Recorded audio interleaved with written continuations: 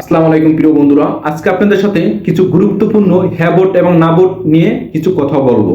এই কথাগুলো আপনাদের শোনা খুবই জরুরি, কারণ সামনে জাতীয় এ10 নির্বাচন। এই নির্বাচনে যারা বেশি আসন পাবে তারাই সরকার গঠন করবে। সরকার গঠন করার পর আমাদের দেশ কিভাবে চলবে সেই বিষয়ে কিছু গুরুত্বপূর্ণ কথা। দেশ চলবে হ্যাঁতে এবং নাতে। হ্যাঁতে কি কি কথা আছে সেগুলো আজকে আপনাদের কাছে আমি তুলে ধরবো। আর না বলতে মানে এ টু জেড কিছুই নাই, হ্যাঁতে যা যা আছে এটাই আপনাদেরকে আজকে শোনাবো।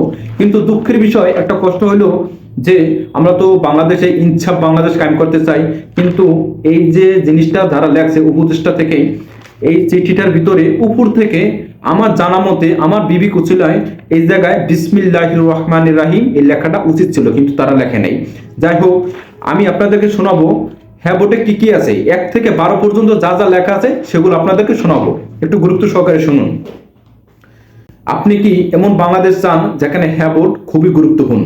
1 নম্বর, তত্ত্বাবধায়ক সরকার, নির্বাচন কমিশন ও সরকারি কর্ম কমিশন পিএসি গঠনে সরকারি দল ও বিরোধী দল একত্রে কাজ করবে।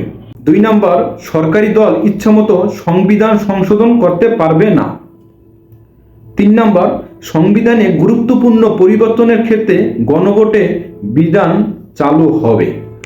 4 নম্বর, বিরোধী দল থেকে ডেপুটি স্পিকার এবং গুরুত্বপূর্ণ সংসদীয় কমিটি সমূহের সভাপতি নির্বাচিত হবেন।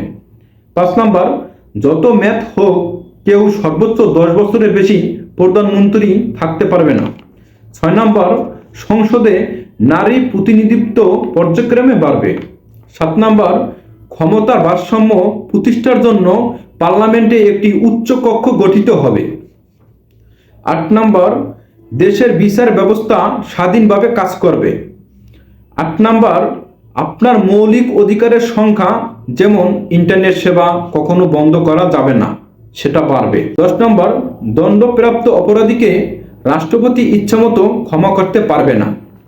11 নম্বর, রাষ্ট্রপতি ও প্রধানমন্ত্রীর ক্ষমতার মধ্যে ভারসাম্য থাকবে। 12 নম্বর, বাংলা রাষ্ট্রভাষার মর্যাদা থাকার পাশাপাশি অন্য জনগোষ্ঠীর ভাষাও সংবিধানে স্বীকৃতি হোক। আমি যেই কথাবার্তাগুলো বলেছি এগুলো আপনাদের শোনা খুবই জরুরি, কারণ আপনারা এই ভিডিওটা একটু শেয়ার করে দিবেন এবং লাইক কমেন্ট করে জানাবেন।